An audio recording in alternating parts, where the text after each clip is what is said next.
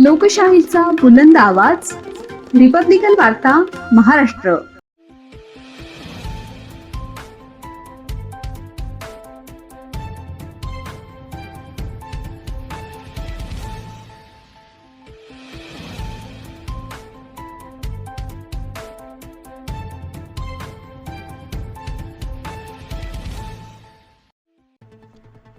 गुन्हे शाखा अंबड युनिट क्रमांक 3 ची मोठी कारवाई. 2.45 लाखांच्या 4 चोरीच्या मोटारसायकली जप्त, 2 आरोपी ताब्यात. 4 गुन्ह्यांची उकल करत गुन्हे शाखेची उल्लेखनीय कामगिरी. नाशिक शहर पोलीस आयुक्तालयाच्या गुन्हे शाखा अंबड युनिट क्रमांक 3 ने उल्लेखनीय कामगिरी करत विविध पोलीस ठाण्यात दाखल असलेल्या मोटारसायकल चोरीच्या 4 गुन्ह्यांची यशस्वी उकल केली आहे. या कारवाईत सुमारे 2,45,000 रुपये किमतीच्या 4 चोरीच्या मोटारसायकली जप्त करण्यात आल्या असून 2 आरोपींना ताब्यात घेण्यात आले आहे.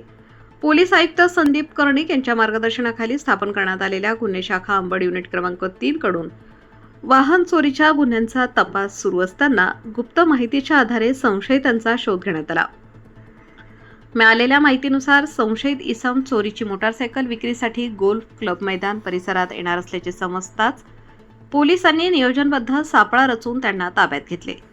ताब्यात घेतलेल्या आरोपींची नावे बाळेश नरहरी देशमुख वय 38 वर्ष राहणार जैताळे तालुका निफाड आणि अमोल पांडुरंग अमोरे वय 35 वर्ष राहणार पांगरी तालुका दिंडोरी अशी असून त्यांची कसून चौकशी केली असता विविध ठिकाणांहून चोरी केलेल्या 4 मोटारसायकली जप्त करण्यात आल्या.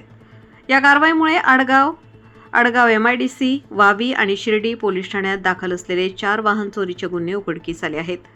जप्त करण्यात आलेल्या वाहनांची एकूण किंमत 2,45,000 रुपये असल्याची माहिती पोलिसांनी दिली. ही यशस्वी कारवाई पोलीस आयुक्त संदीप कर्णिक, पोलीस उपायुक्त गुन्हे किरणकुमार चव्हाण, सहाय्यक पोलीस आयुक्त संदीप मिटके यांच्या मार्गदर्शनाखाली करण्यात आली.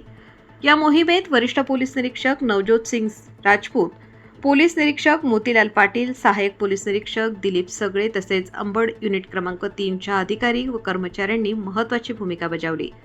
तांत्रिक विश्लेषण विभागाचेही या कारवाईसाठी सहकार्य लाभले. रिपब्लिकन वार्ता महाराष्ट्र न्यूजसाठी प्रतिनिधी विवेक बनकर, Nashik. Subscribe now and press the bell icon. Never miss an update.